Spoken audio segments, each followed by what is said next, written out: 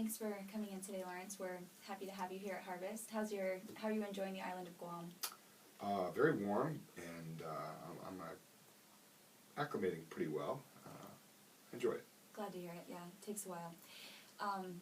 Well, through the observations, which kind of can be a scary word for teachers, but I want you to know our purpose of these observations is really to improve your instruction. And so we're not going into it to find fault in you as a teacher. In fact, I've heard great things from parents and the lead teacher, and so I've heard good things about your teaching style. And as I've had an opportunity to come by the classroom and visit on a daily basis, I've seen a good rapport you're building with students, and I think that's important, and I just really want to have this opportunity to see how effective you are as a teacher. So I hope that going to the observation, you can see our objective of just helping you.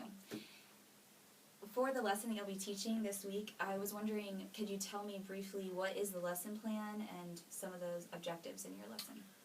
We're in the middle of a chapter on ecosystems. I like how you included the word create. You know, you're using a higher order thinking level there for them to be able to, for your objective to be measured in some way, and I will be looking for that. Was there a way of measuring the objective that you had? Was there a way of assessing it? And by having the students work together to actually create something on paper that shows that they learned the lesson skill is important to me. Do you feel that that is a suitable goal for them? Do you feel that they have the background, the mastery content of animals and the information they need to know to be able to effectively learn this next lesson? Yeah, we started with biomes in chapter 6, and that was kind of a broad scope, and now we've kind of gone down to ecosystems with the animals involved, and say like the forest.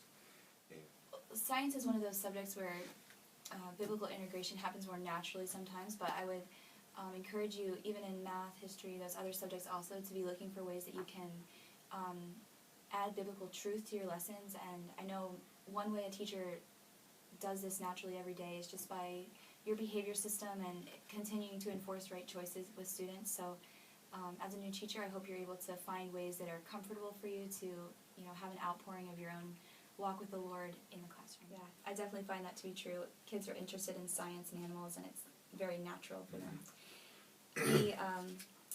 During the observation, I might be looking also for ways that you helped students who seem to be struggling, or maybe they didn't understand how to create the food web, and so you might want to be thinking about ways that you're going to incorporate ways of helping students who are struggling during that lesson.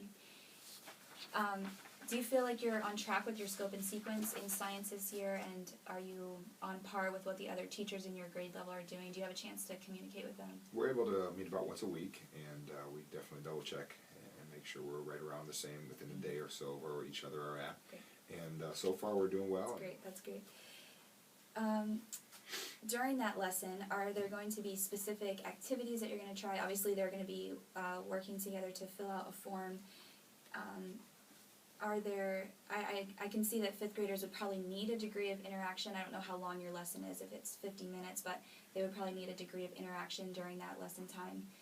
So are there any activities that you have planned or for the lesson? Yeah, as far as during, with the note-taking, I have PowerPoint, so that keeps their attention very well. The lesson lasts right around 25 minutes to a half hour. Yeah, it seems like you have a good understanding of activities that they would enjoy, and as a 5th grade, appropriate for their level. And after that lesson, what kind of assessment are you going to use? Are you going to grade that food web that they turn into you, or can you describe a way that you really want to challenge their thinking through this lesson? I won't be grading that. They'll just be actually standing up and sharing with the rest of the class so they can compare each other's. Okay, so the actual assessment as far as a grade will be further down the road at a unit test or something? Yeah, of the chapter, and then even a quiz. We have a couple of those a chapter, and then occasional worksheets as well.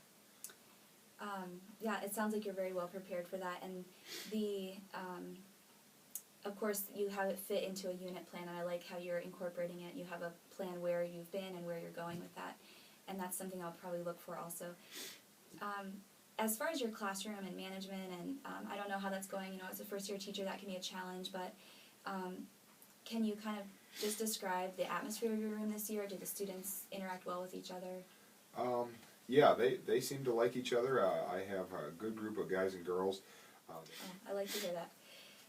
Are there specific students this year with a behavior or academic problem that you've been concerned about, or? I do have one boy who he'll like to express himself more physically as far as maybe hitting at times, so we've had to deal with that. For the students you do find that might struggle with this lesson, has there been something, well, you're a first year teacher, so maybe you haven't taught this in the past, but are there any areas that you foresee might be difficult for them in this specific lesson, and have you considered a way to counter those learning difficulties in this lesson? I do have one ESL boy, and he is brand new actually, and so I have to help him along a little bit more one-on-one time. Yeah, sounds like you have a good plan for accommodating with those students, and you're always going to have those in a class that aren't quite up to par with the rest of the students, so it's good to be aware of it. Well, it sounds like you're very prepared for this lesson, and I'm excited to see it.